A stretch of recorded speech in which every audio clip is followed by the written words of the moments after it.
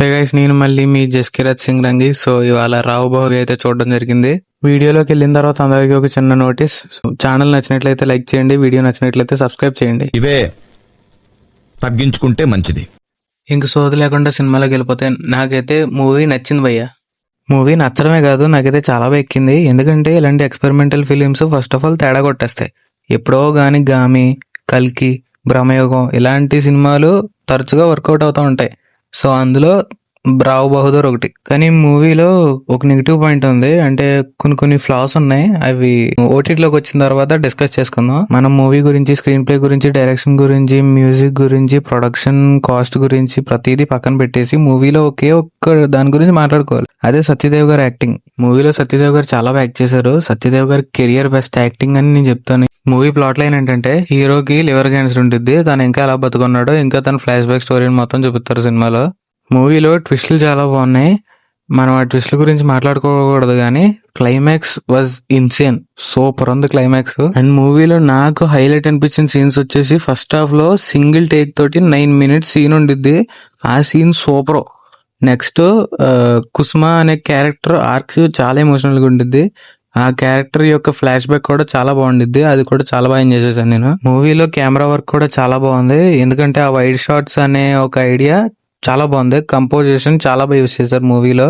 And మూవీలో ఉన్న ప్రతి క్యారెక్టర్ గురించి మాట్లాడుకుంటే, ప్రతి క్యారెక్టర్ కి ఒక మంచి పర్పస్ అయితే ఉండిద్ది. వాళ్ళు కొన్ని ఇన్సిడెంట్లు అయితే చేస్తూ ఉంటారు. వీళ్ళు ఎందుకు చేస్తున్నారు, ఏమవుద్ది, ఇవన్నీ ఎక్కడ కనెక్ట్ అవుతాయి అనే సస్పెన్స్ చాలా బాగా మెయింటైన్ చేశారు. ఫ్రాంక్ గా చెప్పాలంటే ఫస్ట్ హాఫ్ కొంచెం స్లోగా అనిపించింది. అంటే ఫస్ట్ హాఫ్ మొత్తం సస్పెన్స్ తోటి స్లోగా ప్రొసీడింగ్స్ లో పార్ట్ అనుకుంటా వెళ్తా ఉండిద్ది. అంటే చాలా క్వశ్చన్స్ అయితే రేస్ చేస్తూ ఉంటారు. ఇవన్నిటికి ఆన్సర్ ఇస్తారా లేదా అని భయపడ్డాను. బట్ లాస్ట్ కి మొత్తం అన్నిటిని కనెక్ట్ చేస్తా చాలా బాగా ఆన్సర్ ఇచ్చాడు. ఈ మూవీ చూసిన తర్వాత నాకు కొంచెం సాటిస్ఫాక్షన్ వచ్చింది. ఎందుకంటే ఈ మధ్యన ప్రతి సినిమాకి ఎండింగ్ లో పార్ట్ 2 అని చెప్పేసి మళ్ళీ వేసేసి స్టోరీ లేకుండా ఏదేదో చేసేస్తారు. సంతోషం, మనోడు అలాంటి పెంట పని ఏం చేయలేదు. సింగిల్ పార్ట్ కింద డిజైన్ చేసి మంచి పని చేశారు. చాలా మంది రావు బహదూర్ ని ఇంకా కేర్ ఆఫ్ కంచరపాలెం సినిమాని కంపేర్ చేస్తున్నారు. So please don't compare it. అది కంప్లీట్ గా రా, ఇంకా రియలిస్టిక్ గా ఉండిద్ది. ఇది కంప్లీట్ ఫిక్షన్. సో అదే ఇది ఇదే. ఈ మూవీ టీజర్లు, ట్రైలర్లు చూసిన తర్వాత నాకు ఒక సినిమా ఆ బుర్రలోకి వచ్చింది. అది ఏంటో మీరే కనిపెట్టని చూద్దాం.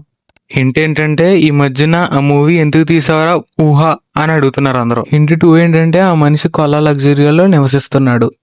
సో ఇది గైస్, రావు బహదూర్ మూవీ మీద నా ఒపీనియన్ వచ్చేసి. మీకు ఎలా అనిపించిందో కింద కమెంట్లో నాకు తెలపొద్దు, మీరే చూసుకోండి.